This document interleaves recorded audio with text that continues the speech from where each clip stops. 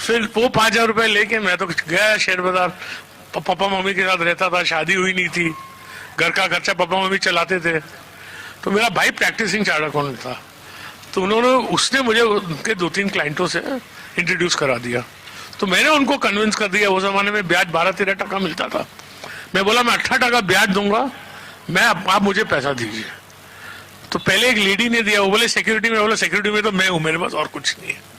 तो बोली ठीक है, मैं तुम्हें 2.5 लाख रुपया दूंगा, पहले 1.25 लाख रुपया ले, उसके शेयर ले, वो शेयर मुझे सिक्योरिटी में दे, फिर 1.25 लाख और दे।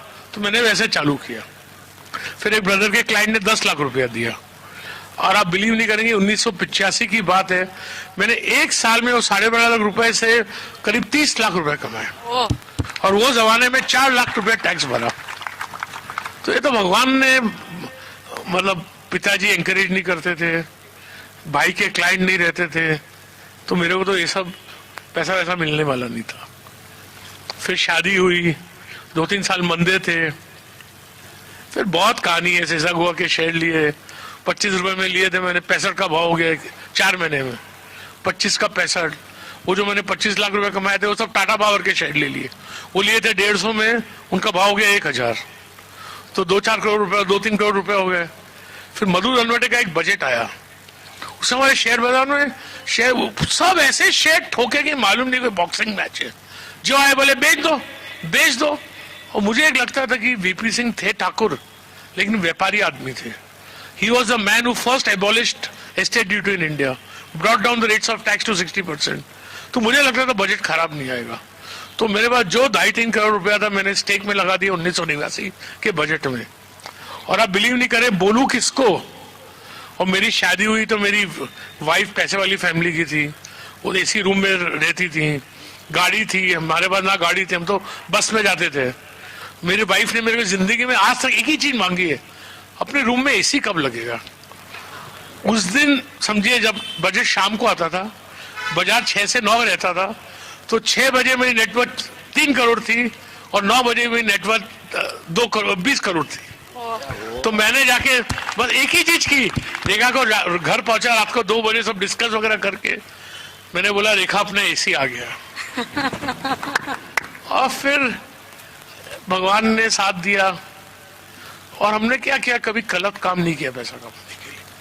हमारे डैडी क्या बोलते थे, ये शेयर बाजार है, यहाँ कोई बीवी के बांगड़ बेच के आता है, कोई बीवी को बेच के आता है, कभी किसकी हाई नहीं लेना चाहिए।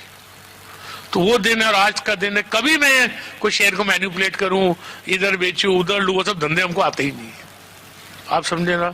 और ना करने हैं तो आते हैं, लेकिन करने ही नहीं है। तो भगवान ने आज भगवान के बहुत शुक्र, क्या बोल सकते हैं कि I have far lesser wealth than people think, but far far far far far more than I need, because wealth also has a purpose.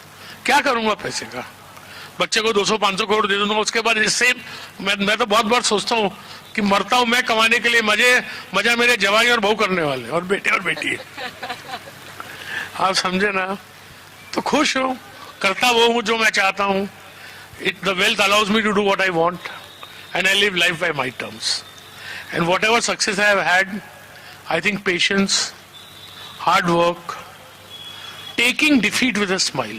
मुझे बहुत बार नुकसान हुआ है जिंदगी में, बहुत बार सेटबैक लगा है, मैंने बहुत बार शेयर बेचे पैसा नुकसानी भरने के लिए, लेकिन एक बार हो गया।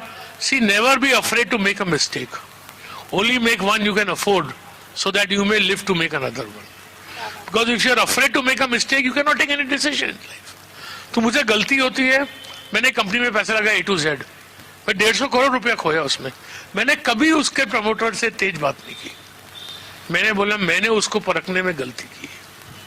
अपने डिसीजन के लिए अपने आप को ब्लेम करो, उससे सीखो और भूलो उसको।